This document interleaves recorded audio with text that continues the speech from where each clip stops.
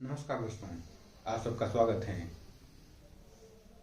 Class शुरू करने से पहले आप लोग एक बार लाइक और सब्सक्राइब जरूर कीजिए। क्योंकि ये क्लास निःशुल्क आपको दी जा रही है।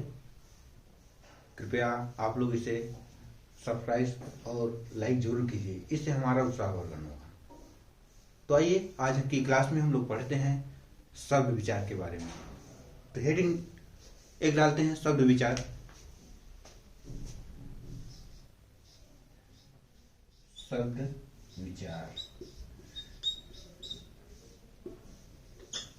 शब्द विचार में सबसे पहले हम शब्द के बारे में पढ़ेंगे। शब्द किसे कहते हैं, क्योंकि इसकी पिछली कक्षाओं में हमने वर्ण के बारे में पढ़ा था। तो आज की कक्षा में हम लोग क्लास में पढ़ेंगे शब्द के बारे में। तो एक हेडिंग देखते हैं, शब्द।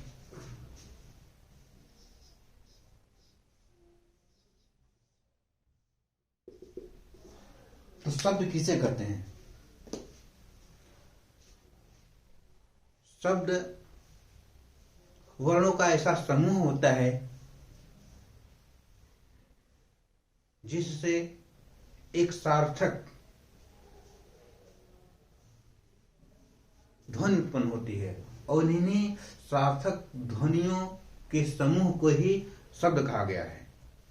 अर्थात हम कह सकते हैं कि एक या एक से अधिक वर्णों के समूह को शब्द कहते हैं, या एक से अधिक सार्थक ध्वनियों के समूह को शब्द कहते हैं। तो हम परिभाषा लिख सकते हैं, और हम देख सकते हैं कि लिखने से पहले एक बात और आपको बता देना चाहते हैं कि जो शब्द होते हैं यह भाषा की एक सार्थक इकाई होती है। भाषा की एक सार्थक इकाई होती है, और इसे हम भाषा की एक स्वतंत्र इकाई भी कह सकते हैं। तो हम लिख सकते हैं कि शब्द किसे कहते हैं? एक या एक से अधिक, एक या एक से अधिक सार्थक ध्वनियों के समूह को, सार्थक ध्वनियों के समूह को शब्द कहते हैं। शब्द कहते हैं। जैसे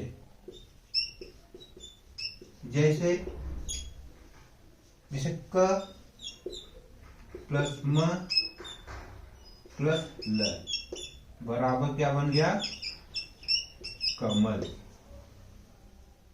तो इस तरह से क्या हो गया?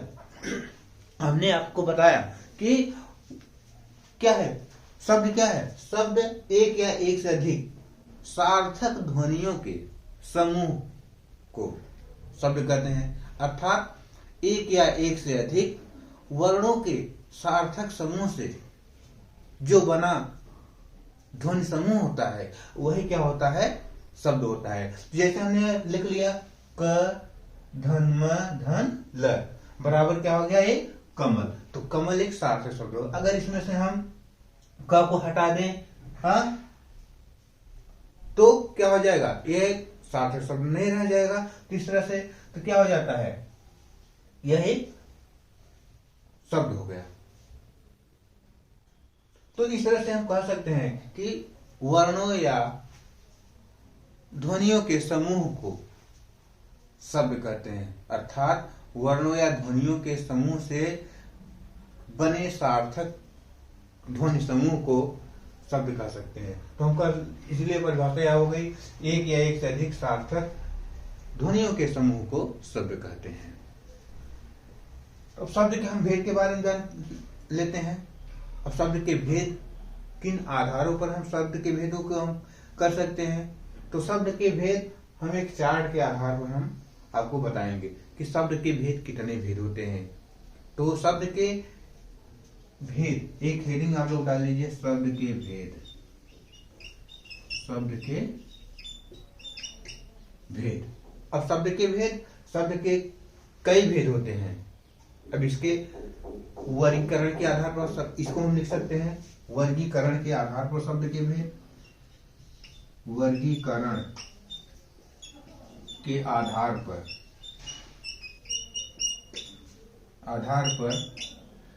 शब्द के भेद। वर्गीकरण के आधार पर शब्द के कई भेद हैं। अब इसके आधार पर शब्द के कई भेद हैं। इसके आधार पर शब्द के कई भेद हैं। इसमें हम पहले लिख सकते हैं उत्पत्ति के आधार पर शब्द के भेद। उत्पत्ति के आधार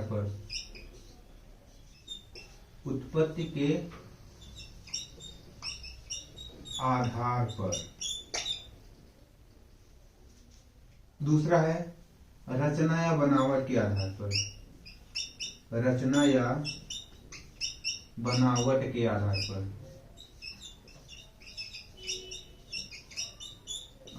पर। तीसरा है रूपांतर के आधार पर। तीसरा क्या है? रूपांतर के आधार पर।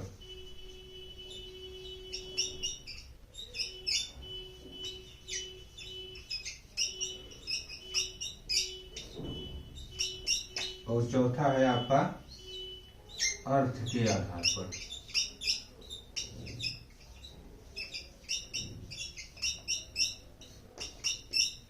तो इस तरह से हम ये शब्द के भेद हैं। शब्द के भेद वर्गीकरण के आधार पर हम शब्द के 4 भेद हम किए हैं। उत्पत्ति के आधार पर शब्द के भेद, रचना के आधार पर शब्द के भेद, रूपांतर के आधार पर शब्द के भेद, अर्थ के आधार पर शब्द के भेद। तो इस तरह से हमने ये इतना हम चार्ट के रूप में हमने देख लिया। अगर आप लोग स्क्रीनशॉट लेना चाहते हैं तो ले लीजिए। इस बार हम आगे बताते हैं।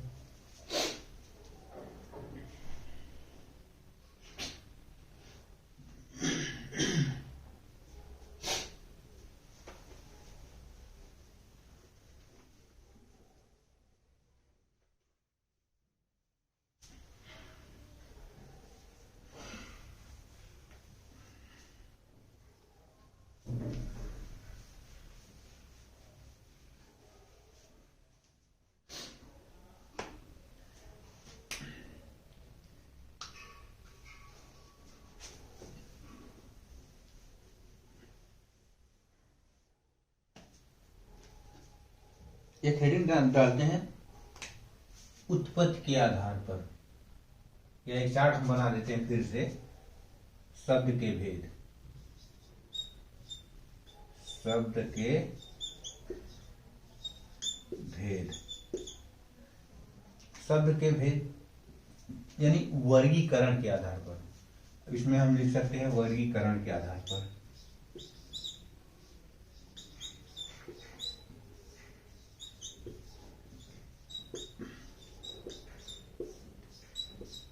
वर्गीकरण के आधार पर शब्द के भेद एक चार्ट के रूप में हम समझते हैं इसे।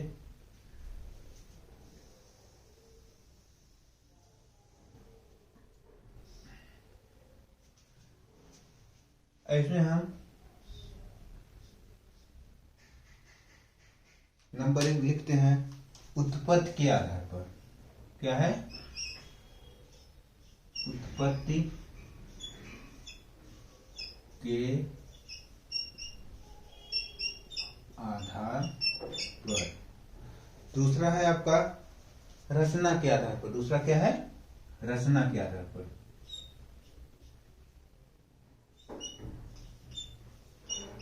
रचना या बनावट, रचना या बनावट के आधार पर।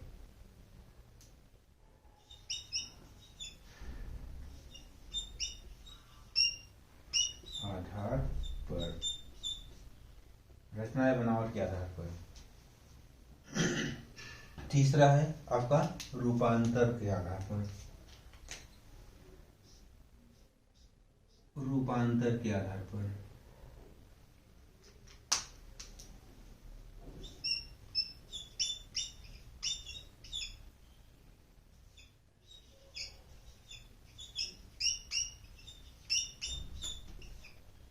आधार पर। तीसरा है आपका, चौथा है आपका अर्थ के आधार पर।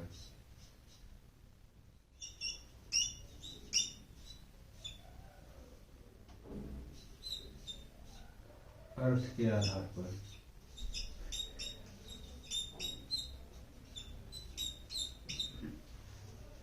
अब हम एक एक करके सभी आधारों पर हम इसे देख लेते हैं कि उत्पत्ति के आधार पर शब्द के कितने भेद होते हैं, रचना या बनावट के आधार पर शब्द के कितने भेद होते हैं, रूपांतर के आधार पर शब्द के कितने भेद होते हैं और अर्थ के आधार पर शब्द के कितने भेद होते हैं। तो आइए हम देखते हैं। अब उत्पत्ति के आधार पर शब्द के कितने भेद होते हैं। उत्पत्ति के आधार पर शब्द के 3 भेद होते हैं। उत्पत्ति के आधार पर शब्द के 4 भेद होते हैं। उत्पत्ति के आधार पर शब्द कितने भेद होते हैं? 4। रचना या बनावट के आधार पर शब्द के कितने भेद होते हैं? रचना या बनावट के आधार पर शब्द के 3 भेद होते हैं। रूपांतर के आधार पर शब्द के 2 भेद होते हैं। इसको हम विकारी और अविकारी, इसको रूपांतर के आधार पर हम इसके 2 भेद होते हैं, विकारी होता है और दूसरा होता है अविकारी। दूसरा क्या होता है? अविकारी। विकारी शब्द और अविकारी शब्द। और अर्थ के आधार पर इसके कई भेद होते हैं। अर्थ के आधार पर इसके कई भेद होते हैं। तो अर्थ के आधार पर हम इसमें हम देखेंगे। अर्थ के आधार पर हो जाता है हमारा सार्थक शब्द,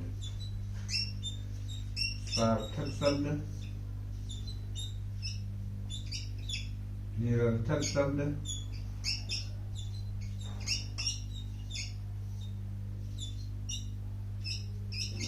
एकार्थक शब्द,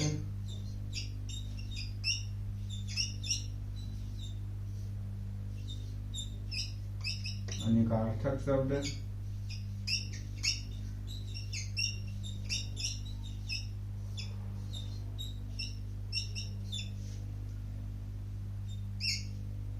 विलोम शब्द,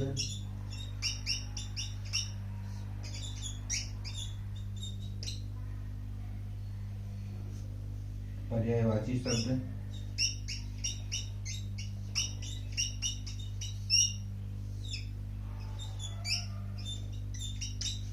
श्रम सूत्र भिन्नार्थक शब्द, श्रम श्रुति भिन्नार्थक शब्द,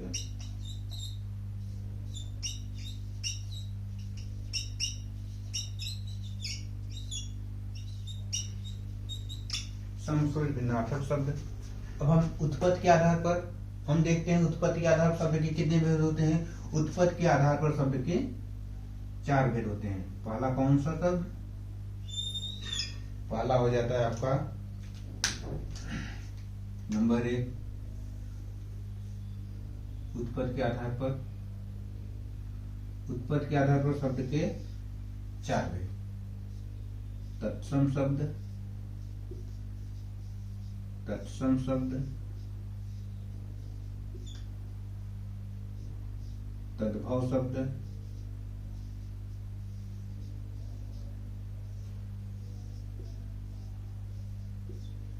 देशज शब्द,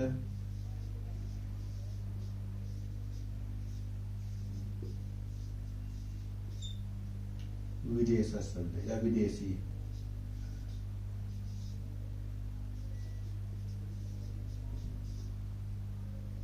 विदेशी या आगत शब्द, इसे आगत शब्द भी कह सकते हैं। रचना या बनावट के आधार पर इसके 3 भेद होते हैं। रचना या बनावट के आधार पर रूढ़ शब्द क्या होता है? पहला रूढ़ शब्द,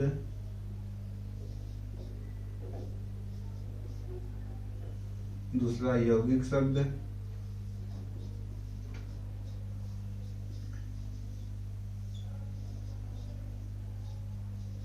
तीसरा योग रूढ़ शब्द।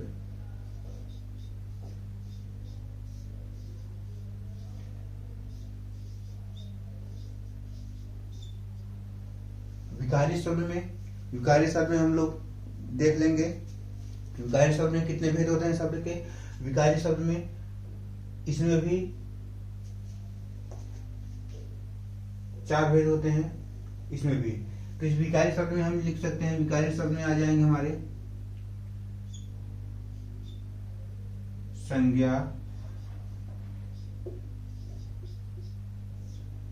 सर्वनाम,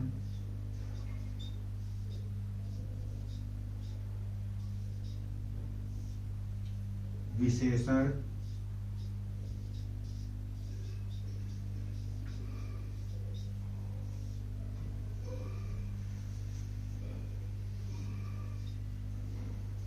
संज्ञा, सर्वनाम, विशेषण, क्रिया। संज्ञा, सर्वनाम, विशेषण और क्रिया। और अविकारी शब्द में आ जाते हैं आपके क्रिया विशेषण,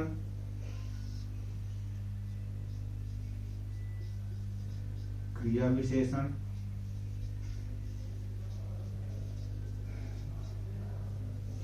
संबंध बोधक अव्यय,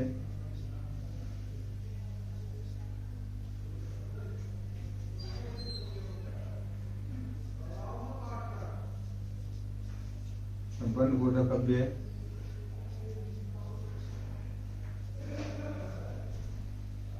समुच्चय बोधक अव्यय,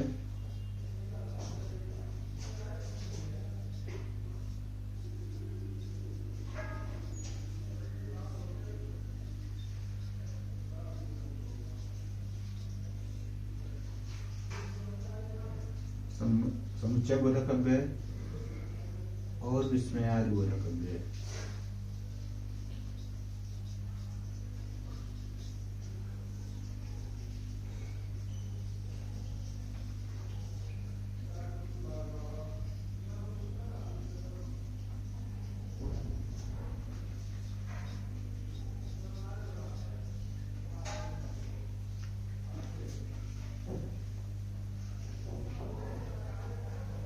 विस्मयादि बोधक अव्यय।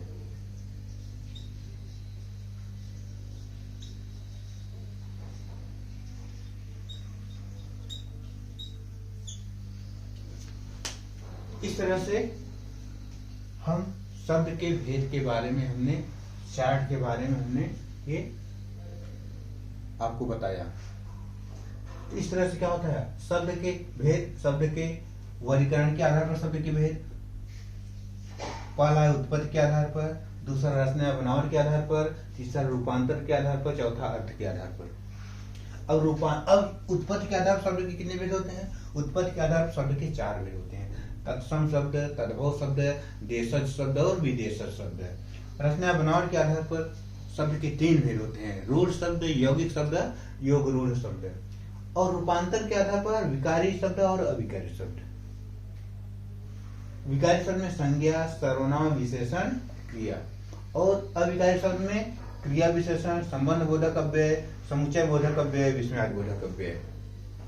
अब विकारी शब्द और अविकारी शब्द क्या होता है? विकारी, विकार का मतलब परिवर्तन, विकार का मतलब परिवर्तन, यानी ऐसे शब्द जिनमें परिवर्तन हो जाता है, ऐसे शब्द जिनमें परिवर्तन हो जाता है उसे विकारी शब्द कहते हैं। और अविकारी शब्द ऐसे शब्द जिनमें परिवर्तन नहीं होता, उन्हें अविकारी शब्द कहते हैं। अर्थात विकारी शब्द में क्या होता है, लिंग, वचन और कारक के अनुसार कह सकते हैं।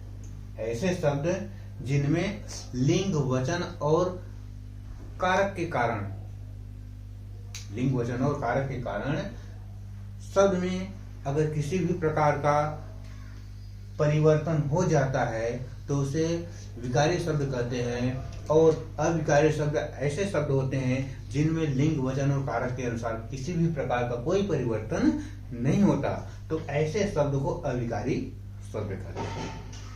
और अर्थ के आधार पर शब्द के भेद, अर्थ के आधार पर शब्द के कई भेद होते हैं। सार्थक शब्द, निरर्थक शब्द, एकार्थक शब्द, अनेकार्थक शब्द, विलोम शब्द, पर्यायवाची शब्द, समश्रुति, भिन्नार्थक शब्द। तो अगर आप लोग इसका स्क्रीनशॉट लेना चाहते हैं तो आप लोग स्क्रीनशॉट ले लीजिए, जल्दी से स्क्रीनशॉट ले लीजिए।